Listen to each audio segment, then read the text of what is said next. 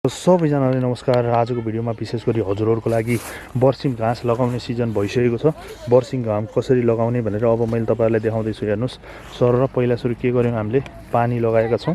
यहाँनेर यो खास पानी लगाउनु पर्ने के भन्दाखेरि उम्रिदा छिटो उम्रिने र घाँस काट्दाखेरि खाल्टाखुल्टी नहुने, राम्रोसँग घाँस काट्न मिल्ने र त्यति मात्र नभएर एकदमै बढी मात्रामा चाहिँ जुन जर्मिनेसन हुने, उम्रिने जुन सम्भावना हुन्छ त्यो सम्भावना चाहिँ एकदमै बढी हुने गर्छ यसरी पानी लगाएर लगाउँदाखेरि।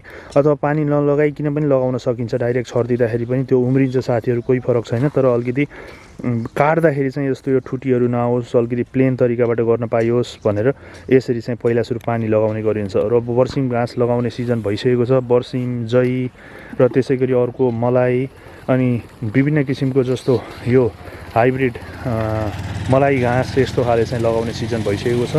र आज चाहिँ मैले हजुरहरूलाई जुन बर्सिम घाँस लगाउने तरिका देखाउँदैछु। पहिला सुरु चाहिँ हामीले के गर्यौं, पानी लगाइसक्यौं।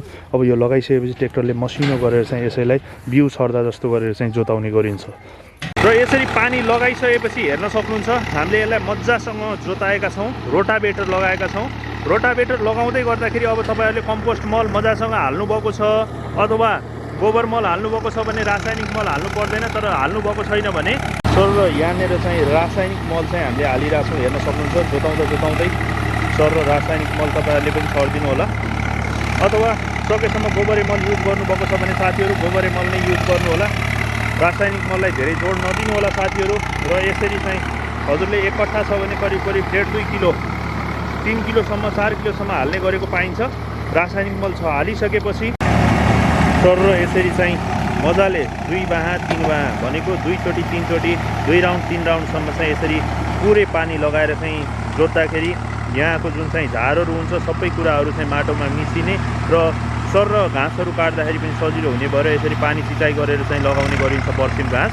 अब यसमा चाहिँ यतापट्टि साइडमा तपाईहरुले देख्न सक्नुहुन्छ यही रासायनिक मल, अब कम्पोस्ट मल नि राखेका थियौं, अलिअलि रासायनिक मल पनि हामीले यसमा राखिसकेका छौं। हेर्न सक्नुहुन्छ र यहाँनेर हेर्न सक्नुहुन्छ यही रासायनिक मल हामीले चाहिँ करिब 2 किलो 3 किलो चाहिँ रासायनिक मल यसैमा छेडिदिएका छौं। र त्यसैगरी यो चाहिँ बर्सिमको बिउ कट्ठामा 1 किलो भन्ने गरिन्छ, करिब 1.5 किलो चाहिँ लिएका छौं।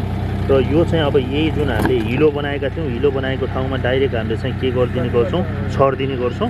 300 रुपैयाँ किलो चाहिँ पाउने गर्छ यो बिउ। र यसरी चाहिँ हेर्न सक्नुहुन्छ हामीले छरिरहेछौं।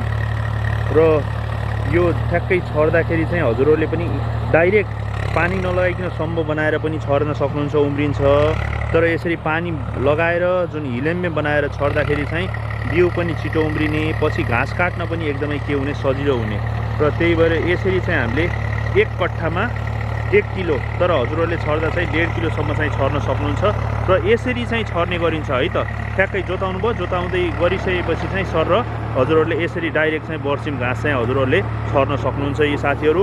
अब बर्सिम घाँस लगाउने भनेको यही ठ्याक्कै मङ्सिरको पहिलो हप्तासम्म लगाउन मिल्छ।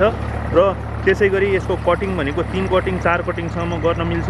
र यो चाहिँ गाई भैँसी बाख्राहरू सबैले खाने गर्छ यो घाँस है त।